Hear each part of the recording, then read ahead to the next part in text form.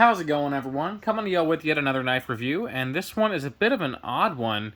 It's a review on two discontinued variations of knives that have current production versions. Those being the Generation 1 Byrd Crow and the Generation 1 Byrd Raven. Both of these in their aluminum-handled versions. These knives were also offered in G10 versions, and throughout the video I will mention the G10 versions, specifically when talking about the weight, because they are the same knives overall, just different handle materials. So just want to kind of mention that. Additionally, both knives in the aluminum form came in your choice of a black handle with a black blade, a black handle with a satin blade, and then combo edge versions of the satin blade specifically. So, and then for the G10 versions, I believe you just got satin blade, plain edge, or combo edge as your options. Maybe not even combo edge. It may have just been G10 with plain satin blades. So yeah, let's go ahead and do the review talking about the blades. I'll start with the Crow. It has a 2.8-inch hollow ground HCR 13 MOV blade in this traditional Spyderco kind of leaf design. We can see that the cutting edge is only about this long. It's a much smaller section of the blade because we have this large finger choil here for tighter control over the blade. So we don't get very much cutting edge on this one. This is the black finished version, and I've had this and used this for years, and you can see that black finish is held up remarkably well. There is the tip on the knife, nothing too pointy, but also not rounded or dull. It does an adequate job of penetrating into your clamshell packaging and your bubble mailer type of situations. On the Byrd Raven here, we have a 3.5-inch blade made of HCR 13 MOV with the same general overall leaf shape kind of spear point design.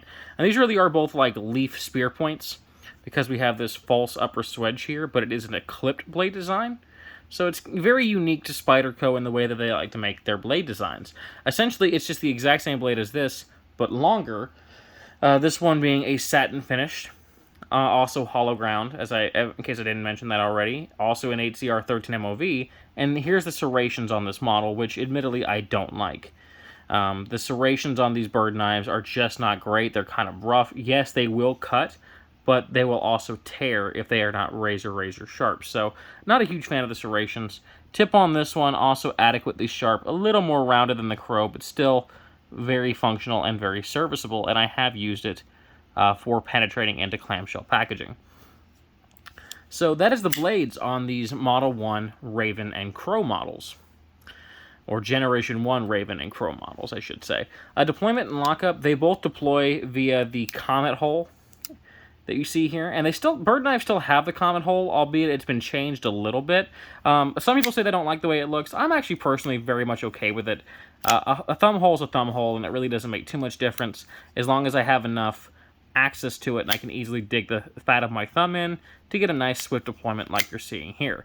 Same thing with the Crow. Easy to deploy. Middle finger flick. I can do that easily enough. What about the Raven? Same thing. Yes, you can Spidey drop them. Yes, you can zip tie them for a wave type deployment. They are more than adequate. In terms of speed, they both come out pretty quick. There's the Crow. Here's the Raven. Lockup is tight. I don't have any wiggle. Oh. What's going on there? Okay, I was disengaging the liner lock. Okay, so I don't have any play in the Raven, and on the Crow, same thing, no blade play in any direction on this one. We do have adjustable pivot points, which could easily be tightened up if we needed to, if they were to happen to develop any blade play at some point. They are liner lock designs, as I may have mentioned earlier, and because of the jimping on those liners. Very easy to access because we have this cutout section here. So it's easy to get our thumb in there and disengage these liner locks. How's the centering on the knives? On the Crow, we can see pretty much perfect, even after all these years. On the Raven, not so much. It definitely lists towards that left-hand side a bit. Not rubbing the liner or anything, but it is not a perfect centering, which was common on budget knives around the time these were made. I mean, these were $18 and $22 knives, respectively, at the time of their release.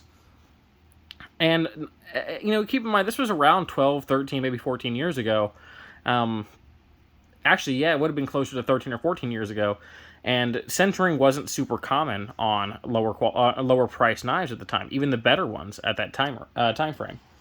Handles, we have a 3.8-inch aluminum handle here, or G10, if you get that version. and a 4 3/4 inch aluminum handle here. They both have the same kind of striation pattern. I believe it's meant to look like a fossil, like a dinosaur fossil of a winged dinosaur specifically, or maybe it's a feather pattern. It doesn't provide any grip, but I do think it's an attractive looking handle design. I always love whenever knife companies put a little something on their handles to keep them from being just, you know, black G10 satin blade, black FRN satin blade, black aluminum satin blade. Give us a little something to make it stand out a little bit. I do appreciate that, and I think it's an attractive looking pattern on the handle. In terms of ergonomics on these handles, the Crow is absolutely incredibly comfortable. There's no hot spots. It has this palm swell here, which really helps it to fit nicely when we choke up. Also great, excellent control on the knife. The Raven shares a slightly different handle design. You can see here the handles next to each other. This has that kind of more dramatic drop down. This still has the palm swell, but it kind of tapers off into a more traditional shape, and this is also outstandingly comfortable in the hands. Weight on these knives, we have 2.6 ounces for the G10 version of the Crow and 3.5 for the aluminum, and then we have 3.3 ounces for the G10 version of the Raven, or 4.3 ounces for the aluminum. The stainless steel liners in these are not skeletonized, as you may be able to tell. Flow-through standoff design, by the way. But there's no skeletonizing on these stainless steel liners. That was another thing that was just super common on budget knives of this era. It was, it was something that would add cost, so a lot of folks just didn't do it. I think the weight on these is actually perfectly fine regardless of all that, though, so it's not really too big of an issue. I forgot to mention, how do these blades slice? They slice adequately. They aren't the most amazing slicers. They aren't bad slicers. I find that they do a good job, but not an outstanding job. If you were to compare them to the Tenacious and the Persistence, they would be lesser in the cutting performance area than those two knives would be, if I'm being completely honest. They don't necessarily drag or anything. It's just there's a bit more resistance, more than likely because they come to a somewhat thicker edge than those other knives do. I also forgot to mention we do have jimping top side here. On the Crow, very effective. On the Raven, also very effective. And you can see it's kind of a sharp, sharp cut variation as opposed to the notch serrations we see on a lot of knives. We also have them on the finger choil there. I also forgot to mention, man, I'm missing a lot of points here, but I'm going back to it. In the pivot point, they are riding on Teflon washers, not ball bearings or phosphor bronze, which is fine because, as I mentioned, they deploy well anyways. Forgetting everything tonight, it seems, so I did forget to bring my little fake pocket over. But let me see if I can find something to use to display how these knives carry in the pocket. You know what? Let's just go ahead and bring this in. This is my little knife storage case, and I'll just use the felt on this. So I'll put the Crow on first, and then the Raven. And you can see they carry perfectly adequately. Some people may feel like that's too much exposed from the pocket. I personally like having about that much exposed because it helps me grab onto the knife and more easily extract the knife from my pocket. Looking at the clip itself, it's the same on both knives, kind of a traditional old-school Benchmade style of clip. All the Byrd knives use these, but they are at least anodized black, which is a nice touch, or coated black anyways.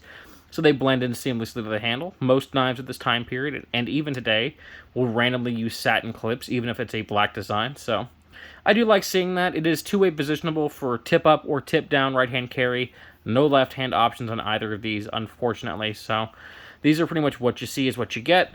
In terms of clip tension and strength, here's how it will sit in your pocket. Doesn't flare up too much at the end, so it's not likely to snag on things. Decent clearance for thicker pants, and this is a stout clip. I mean, I have a hard time even getting a flex on it. Very, very strong. The Raven, about the same. A little bit less tension, but still incredibly tight on that pocket clip. The price ranges on these when they were in production. This was about 17 or 18 bucks. This was about 22 or 23 bucks. The G10 versions, I believe, were a little bit more. maybe around 21 for the Crow and about 26 for the Raven, if memory serves. Keep in mind this has been many, many years since these have been on the market. If you were to buy them today, they could obviously cost you whatever sellers were trying to charge for them. I would say don't pay more than $50 for either knife, and you'll be reasonably okay. Yeah, if I'm being honest, you can do much better than either of these for $50 today. But these have history. These are kind of a collectible thing, in a sense, because they're no longer produced, and it kind of represents where Byrd started. So I would still pay that around $50 per knife in these aluminum versions especially, to kind of show where Byrd really got its start. Now I'm going to show competitive options because I'm reviewing two different knives of two different sizes in one video, so it's kind of pointless. And, I don't know, I just don't feel like they really need it. So this has been my review on the Byrd Raven and Byrd Crow Generation 1 aluminum-handled versions. Honestly, I like them a lot. And if I had to choose between the modern designs or these designs, it's really tough because I really do dig these aluminum handles. And I really love the Crow. I know for a fact I would take this over the modern Crow just because I love the way this thing feels in hand. The Raven, I'd probably go with the more modern Raven if I had to choose. Just being honest, that's my thoughts. That's been my review. Hope you guys have enjoyed. I hope you enjoy the rest of your day. And until next time, peace and take care. I'll see you later.